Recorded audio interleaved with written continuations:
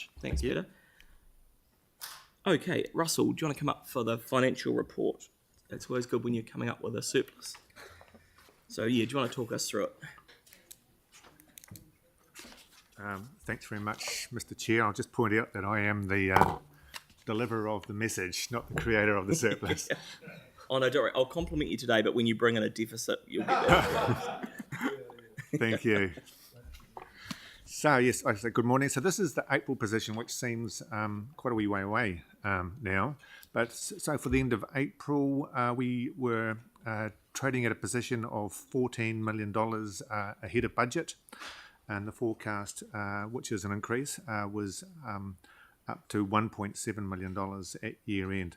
So just with the surplus for year to date, so income or revenues were up 14 million, and expenditure was up about revenues were up 15.9 million, and expenditure was up by about 1.3. So the main drivers for that is pretty consistent throughout the year. Higher interest revenues, it's because of the OCR and interest generally is higher. Higher subvention receipts that we've received, about $2.3 million. Rates revenues, so that's the growth, the rating based growth that we've received additional revenues there. Higher trans waste dividend, and also we got that a bit early.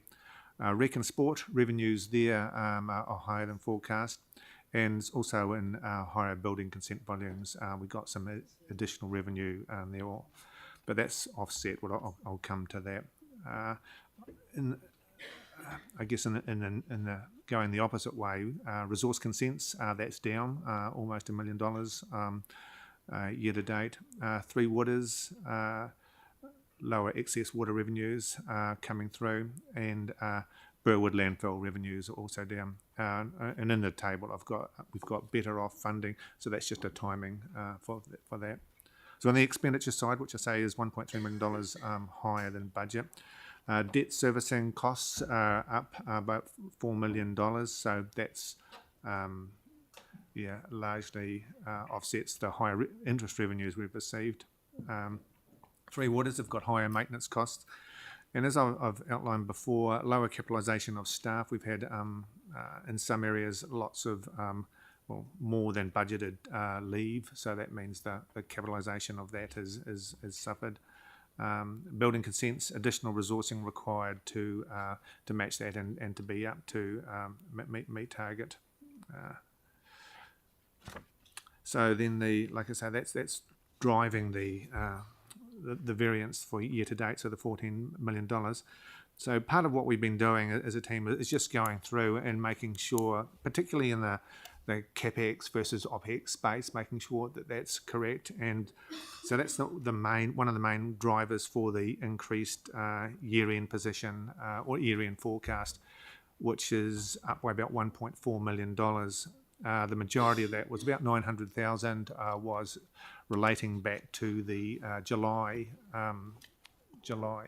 storm, where in the roading area we'd put that down to OpEx, and it turns out that actually was better reclassified as capital, so that's the main reason for that driver. Certainly there's been high revenues in rec and sport and lower staff costs in citizens and community as well. Russell, Don, sorry, Don, can you please go and sit down the back? It's really difficult for us to hear when you're talking. Sorry, Russell. That's okay, thank you. So moving into the capital space, currently we are sitting at a total spend of just over $400 million, $412 million. So the forecast for year end is it will be underspent in capital space by about 27.4. So there's two parts to this. So the core program will be underspent by about, at this stage, we're saying just under $80 million. That's offset significantly by the extra spend in the Takaha project by about $52 million. So the net is $27 million underspend. Just quickly going through the other aspects, Treasury policy compliance, everything is in order, and so the interest rate risks, the table sets where that is. We're currently sitting at a 4.9%. So we mitigate the changes in the OCR or expected changes in the OCR by through hedging by going ahead and sort of using best judgment as where that'll move. And the recent change from 5.25 to 5.5, we pretty much locked that in. So we were in a strong position for that. Rates debt, last section in the report, just stating that there's been a decrease. So this report, should have been here last month, but we had some technical difficulties. So apologies for the lateness, but it's here for this one. So it's at the end of April as opposed to March. So a decrease in overall rates debt, and you'll see that the tracking is in line with similar reports previously. So that's still a pretty high-level review. Look, I'm happy to take any questions, Mr. Chair. Yeah, thank you. That's always a really comprehensive report. I just wondered if you could just talk me through a bit more. Yep. So 7.4, we got the council borrowing requirements as we look through 24, 25, 26. I mean, there'll obviously be Te Kaha is a large part of that.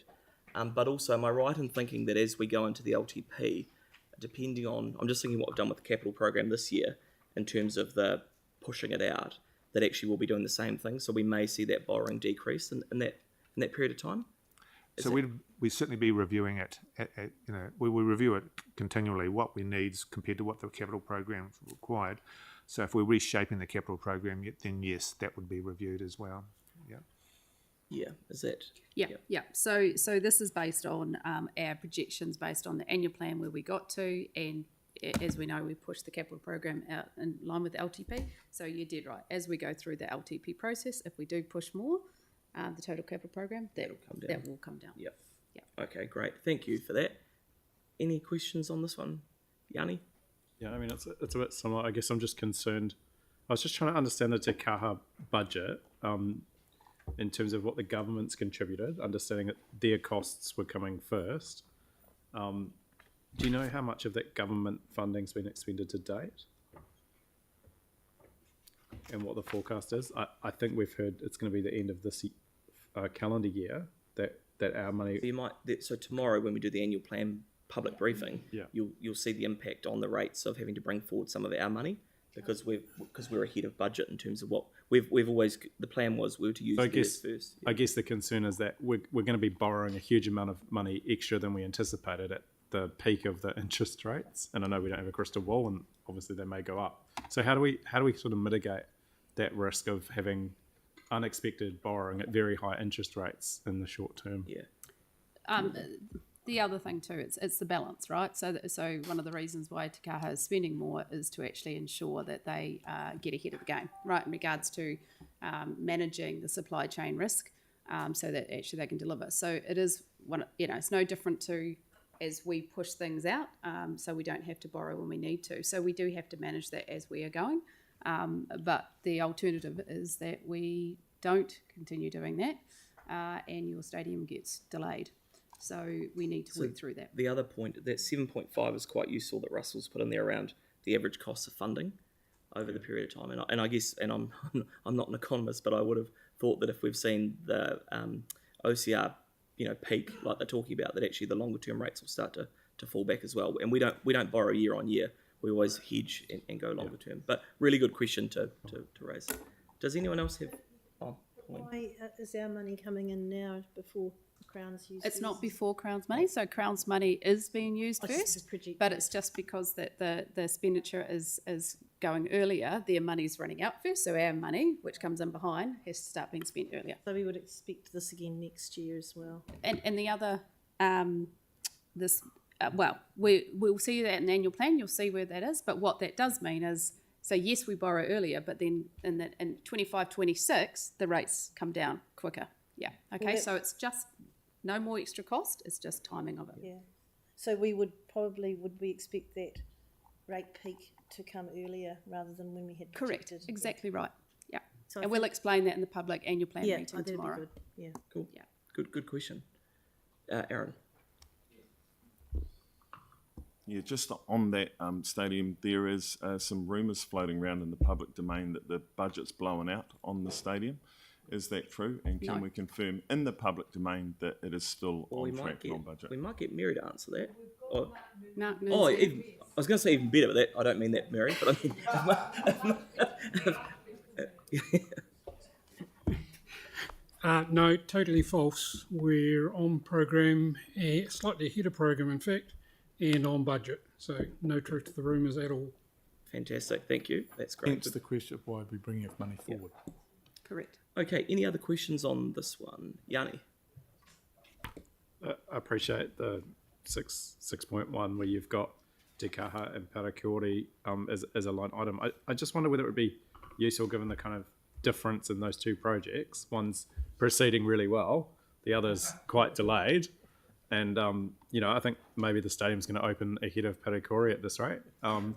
So can we get those separated out? Because it seems to me like one of the financial things that you're probably doing, but it's a bit hard to get visibility, is if the stadium's costing more earlier, Parakiori's costing less it's now. not.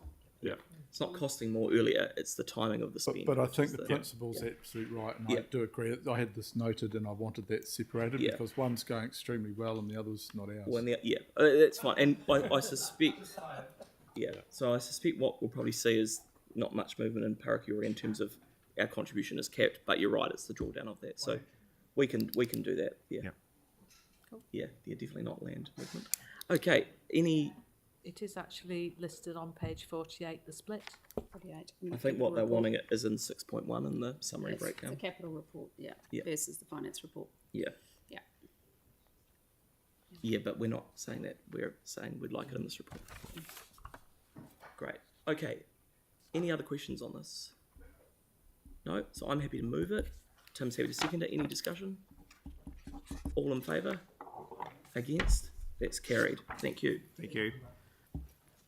Great.